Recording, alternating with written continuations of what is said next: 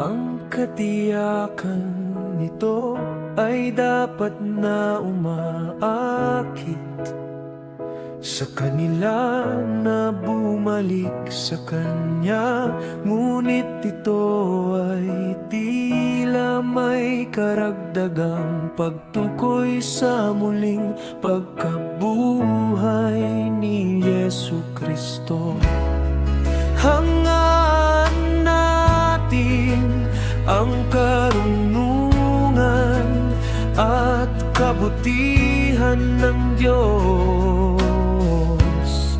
na nangihula ng propeta, ang pagliligtas ng simbahan mula sa kanyang mga kaguluhan.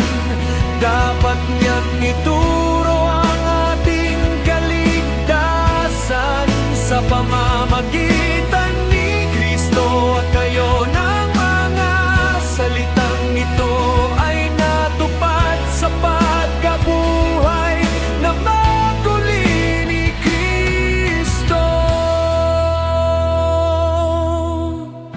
Pinagtitibay nito ang ating pananampalatayan na siya ang darating at hindi na tayo dapat maghanap ng iba. Narito ang isang mahalagang pagpapalang ipinangako.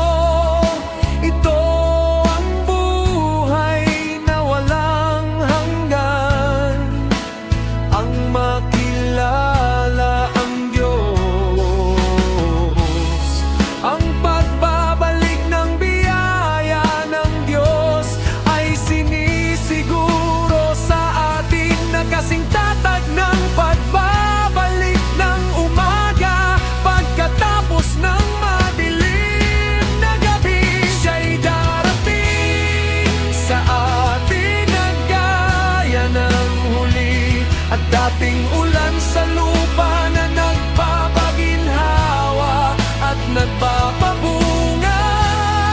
Ang biyaya ng Diyos kay Kristo ay kapwa ang huli at ang dating ulan, at sa pamamagitan nito ay sinisimulan at nagpapatuloy ang mabuting gawain ng ating pamumuga.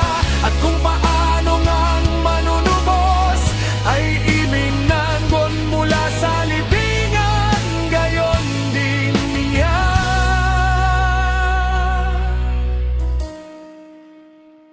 bubuhayin ang mga puso at pag-asa ng lahat ng nagtitiwala sa Kanya. Ang pinakamahinang sulyap ng pag-asa sa Kanyang salita ay isang tiyak na tahimik